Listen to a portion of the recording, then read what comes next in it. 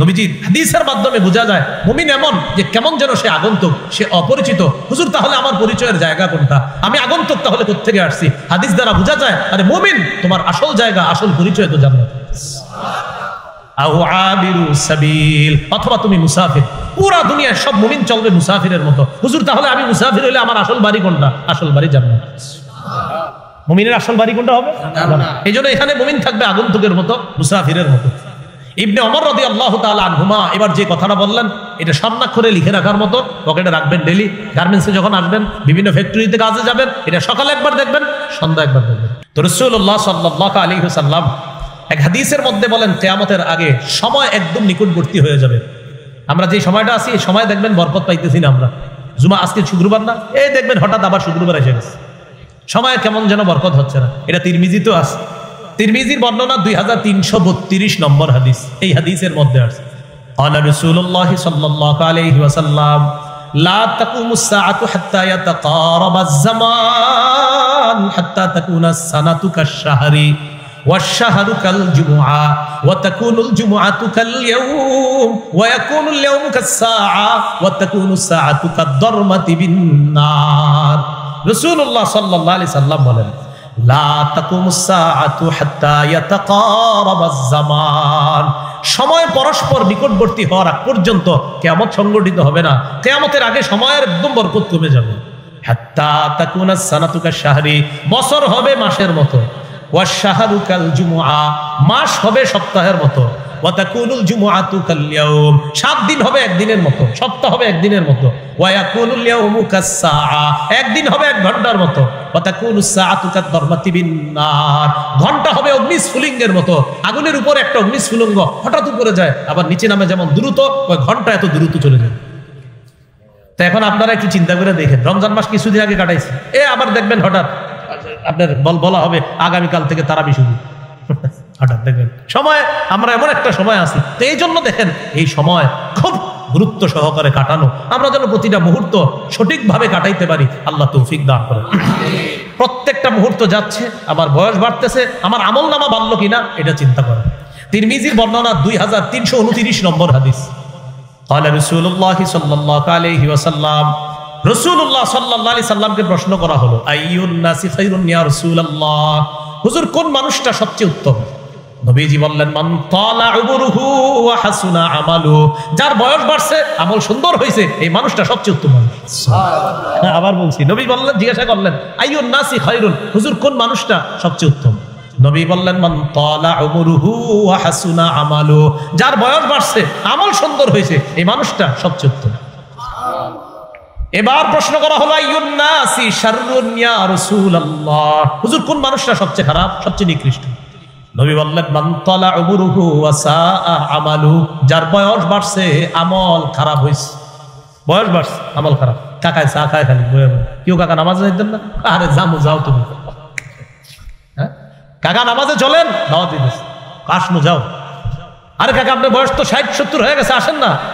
তুমি বেশি বুঝো, কাকা নামাজে আসেন, নামাজে আসেন। আল্লাহ রাসূল বলছে সবচেয়ে নিকৃষ্ট এই মানুষ, যার বয়স বাড়ছে, তার আমল খারাপ, এই মানুষ সবচেয়ে নিকৃষ্ট। এই জন্য মুরব্বী যারা আছে, অনেক মাশাআল্লাহ, বেশিরভাগ মুরব্বী তো মাশাআল্লাহ নামাজ পড়ে, কিন্তু যেই মুরব্বী কয়েকজন নামাজে আসতেছে না, যেই মুরব্বীদেরকে নামাজের দাওয়াত দিলে বলে বেশি বুঝো ইত্যাদি বইলা বলে যে তুমি যাও, আমার চেয়ে বেশি বুঝো, তোমার চেয়ে বয়স আমার কম, সাথে সাথে আপনি বলবেন কাকা আপনার বয়স আসলেই বেশি, কিন্তু নবীজি হাদিসে বলছে যার বয়স বেশি আর আমল খারাপ সে সবচেয়ে নিকৃষ্ট, এটা নবী বলছে, নবী হাদিসে বলছে। তাহলে বয়স বাড়তেছে আর আমল খারাপ হইতেছে, নবী বলেন এটা শাররুন, এটা সবচেয়ে নিকৃষ্ট। আল্লাহ আমাদের জীবনের প্রত্যেকটা মুহূর্ত কাজে লাগানোর তৌফিক দান করুন। বলছিলাম শৈশবকাল, যৌবনকাল, বার্ধক্যকাল, এটা হলো জীবন। আল্লাহ বলছেন এইভাবে ওয়াল হায়াতুদ দুনিয়া ইল্লা মাতাউল গুরুর, এই পার্থিব জীবন ধোঁকার একটা জায়গা ছাড়া আর কিছু না। তাহলে এবার আমার সাথে বলেন, বলেন প্রকৃত জীবন, আখিরাতের জীবন। আবার প্রকৃত জীবন কোন জীবন? আখিরাতের। সহিহ বুখারীর 6413 নম্বর হাদিস। এই হাদিসের বর্ণনা ক্বালা রাসূলুল্লাহ সাল্লাল্লাহু আলাইহি ওয়াসাল্লাম আল্লাহুম্মা লা আইশা ইল্লা আইশুল আখিরা ফাসলিহিল আমসার ওয়াল মুহাজিরা।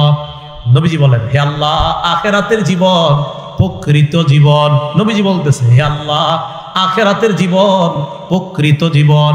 আল্লাহ আনসার আর মুহাজিরদেরকে আপনি সংশোধন করেন, পরিশুদ্ধ করেন। আমার সাহাবী আনসার মুহাজিরদেরকে তাদেরকে সংশোধন করেন, তাদেরকে পরিশুদ্ধ করেন। নবীর এই দোয়া আল্লাহ এত কবুল করছে যে সাহাবায়ে কেরামের প্রতি আল্লাহ এত খুশি হয়েছে, তাদের জীবনের প্রতি আল্লাহ এত খুশি। রাদিয়াল্লাহু আনহুম ওয়া রাদু আন। সাহাবায়ে কেরামের প্রতি আল্লাহ খুশি হয়ে গেছে, সন্তুষ্ট হয়ে গেছে, আর সাহাবীরাও আল্লাহর প্রতি সন্তুষ্ট হয়েছে। সহিহ বুখারীর বর্ণনা 6414 নম্বর হাদিস।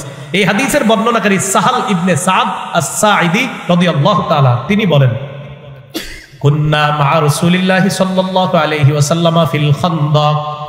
আমরা রাসূলুল্লাহ সাল্লাল্লাহু আলাইহি সাল্লামের সাথে খন্দকে ছিলাম। খন্দক একটা যুদ্ধের নাম। খন্দক মানে গর্ত খনন করা। সালমান ফারসি রাদিয়াল্লাহু তাআলা আনহুর পরামর্শে রাসূলুল্লাহ সাল্লাল্লাহু আলাইহি সাল্লাম গর্ত খনন করলেন যেন কাফেররা ওপাশ থেকে এই পাশে আসতে কষ্ট হয়। এই গর্ত খননের কাজে আল্লাহর নবী নিজে হাত মুবারক খরচ করে, হাতের কষ্ট ব্যয় করে নবী নিজে অংশগ্রহণ করছে। নবী নিজে গর্ত করছে। তো সাহাবী কি বলে দেখেন, সাহাল ইবনে সাদ আস-সাঈদী রাদিয়াল্লাহু তাআলা আনহু বলেন, আমরা নবীর সাথে খন্দকে ছিলাম। ওয়া হুয়া ইয়াহফিরু, নবী নিজে গর্ত খনন করতেছে। ওয়া নাহনু নানকুলুত তুরাব, আমরা মাটি বহন করে করে স্থানান্তরিত করছিলাম। দেশ গ্রামে মাটি কাটা দেখছেন, একজন কাইটা দেয় আর অন্যরা নেয়। তো নবীজি কাটতেছে আর আমরা মাটি বহন করতেছি, আবার অন্যরাও কাটতেছে। মজার বিষয় যে নবীজিও কাটতেছে, এটা হলো আশ্চর্যের বিষয়। সুবহানাল্লাহ। তো নবীজি হঠাৎ তাকায় দেখে সাহাবায়ে কেরামের খুব কষ্ট হইতেছে। একটু আপনার গরম, আবার পাথুরে জমিন, তো কাটা কত কষ্ট। সাহাবীদেরকে সান্ত্বনা দেওয়ার জন্য আর কাজের গতি বাড়ানোর জন্য তো সাহাবীরা বললেন, ওয়ায়ামুরু বিনা, নবী আমাদের পাশ দিয়ে অতিক্রম করলেন, আমাদের দিকে তাকায় বললেন, আল্লাহুম্মা লা আইশা ইল্লা আইশুল আখিরা ফাগফির লিল আনসারি ওয়াল মুহাজিরা। নবী তাদেরকে উৎসাহ দেওয়ার জন্য বললেন, আল্লাহ আখিরাতের জীবন, প্রকৃত জীবন, আমার এই আনসার মুহাজির সাহাবীদের সকলকে আপনি মাফ করুন। সুবহানাল্লাহ। কাজের গতি বাড়ায় না, আমাদের নবী এত সুন্দর দোয়া করে, আরো কাজ করে। রাসূল সাল্লাল্লাহু আলাইহি সাল্লাম আমাদের শিক্ষা বল, প্রকৃত জীবন কোনটা? আখিরাত। প্রকৃত জীবন আখিরাতের জীবন, এটা আমার বলার মূল উদ্দেশ্য যে প্রকৃত জীবন আখিরাত। আখিরাতের জীবনে যদি জান্নাতি হয়ে যেতে পারি, বলেন ইনশাআল্লাহ। ইনশাআল্লাহ। আল্লাহ আমাদের সকলকে আবার জান্নাতে যেন দেখা করে দেয়। আমিন। সহিহ বুখারী 6415 নম্বর হাদিস। এই হাদিসের বর্ণনাকারীও সাহাল ইবনে সাদ রাদিয়াল্লাহু তাআলা তিনি বলেন, ক্বালা রাসূলুল্লাহ সাল্লাল্লাহু আলাইহি ওয়াসাল্লাম মাউদিউ সাউতিন ফিল জান্নাহ খায়রুম মিনাদ দুনিয়া ওয়া মা ফিহা। জান্নাতে চাবুক রাখার জায়গা, জান্নাতে চাবুক পরিমাণ জায়গা, একটা চাবুক রাখবেন যতটুকু জায়গা লাগবে, এই জান্নাতের চাবুক পরিমাণ জায়গা পুরো দুনিয়াতে যা কিছু আছে এর চেয়ে উত্তম। সুবহানাল্লাহ। তাহলে বলেন কোন জীবন প্রকৃত জীবন? কোন জীবন প্রকৃত জীবন? তাহলে ওই জীবনে চাবুক রাখার জায়গা দুনিয়ার জীবনে যা কিছু আছে এর চেয়ে উত্তম। সুবহানাল্লাহ। ওয়ালা গাদওয়াতুন ফি সাবিলিল্লাহি আও রাওহাতুন খায়রুম মিনাদ দুনিয়া ওয়া মা ফিহা। আল্লাহর রাস্তায় এক সকাল আর এক বিকাল সারা দুনিয়ার যা কিছু আছে এর চাইতে উত্তম। সুবহানাল্লাহ। এই হাদিসের শেষে এটা সহিহ বুখারী 6416 নম্বর হাদিস। এই হাদিসের বর্ণনাকারী আব্দুল্লাহ ইবনে ওমর রাদিয়াল্লাহু তাআলা আনহুমা। এই আব্দুল্লাহ ইবনে ওমর রাদিয়াল্লাহু তাআলা আনহুমার কাঁধে, এই কাঁধ, এটা কাঁধ না, এই কাঁধে নবীজি সাল্লাল্লাহু আলাইহি সাল্লাম হাত রাখছে। এটা ভাবেন তো, নবী তার সাহাবীর কাঁধে হাত রাখছে, একটু সবাই কল্পনা করেন দৃশ্যটা কত চমৎকার। হ্যাঁ, আব্দুল্লাহ ইবনে ওমর রাদিয়াল্লাহু তাআলা আনহুমা বলেন, আখাযা রাসূলুল্লাহ সাল্লাল্লাহু আলাইহি সাল্লাম বিমানকিবি, নবী আমার কাঁধ ধরছে। কোন নুসখা আছে বিমানকিবি কিয়া, আমার দুই কাঁধে হাত রাখছে। সুবহানাল্লাহ। হাত রাখার পর আমাকে বললেন, কুন ফিদ দুনিয়া কাআন্নাকা গরীব আও আবিরু সাবিল। ও ইবনে ওমর, দুনিয়াতে তুমি এমন ভাবে থাকো যেন তুমি একজন আগন্তুক, যেন তুমি একজন অপরিচিত। আও আবিরু সাবিল, অথবা তুমি একজন মুসাফির। আচ্ছা, আমি আগন্তুক, আমি অপরিচিত। মুমিন, নবীজি হাদিসের মাধ্যমে বোঝা যায় মুমিন এমন যে কেমন যেন সে আগন্তুক, সে অপরিচিত। হুজুর, তাহলে আমার পরিচয়ের জায়গা কোনটা? আমি আগন্তুক, তাহলে কোত্থেকে আসছি? হাদিস দ্বারা বোঝা যায়, আরে মুমিন, তোমার আসল জায়গা, আসল পরিচয় তো জান্নাত। আও আবিরু সাবিল, অথবা তুমি মুসাফির। পুরা দুনিয়ার সব মুমিন চলবে মুসাফিরের মতো। হুজুর, তাহলে আমি মুসাফির হইলে আমার আসল বাড়ি কোনটা? আসল বাড়ি জান্নাত। মুমিনের আসল বাড়ি কোনটা হবে? এই জন্য এখানে মুমিন থাকবে আগন্তুকের মতো, মুসাফিরের মতো। ইবনে ওমর রাদিয়াল্লাহু তাআলা আনহুমা এবার যে কথাটা বললেন, এটা স্বর্ণাক্ষরে লিখে রাখার মতো, পকেটে রাখবেন। ডেইলি গার্মেন্টসে যখন আসবেন, বিভিন্ন ফ্যাক্টরিতে কাজে যাবেন, এটা সকালে একবার দেখবেন, সন্ধ্যা একবার দেখবেন। ইবনে ওমর কি বলে দেখেন, ইদা আমসাইতা ফালা তানতাজিরিস সাবাহ। ও ওয়া ইযা আসবাহতা ফালা তানতাজিরিল মাসা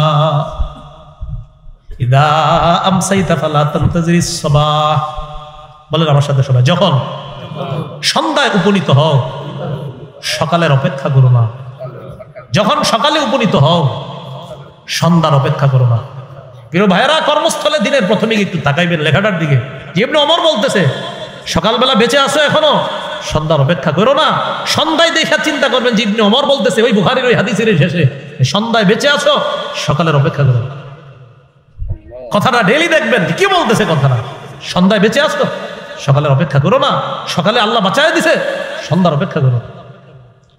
এরপরে বলতেছে ওয়াখুজ মিন সিহহাতিকা লিমারাদিকা ওয়া মিন হায়াতিকা লিমাউতিকা। তুমি সুস্থতা অবস্থায় অসুস্থ অবস্থার জন্য কিছু গ্রহণ করো, আর জীবনে থাকতে মৃত্যুর পরবর্তী জীবনের জন্য তুমি কিছু গ্রহণ করো।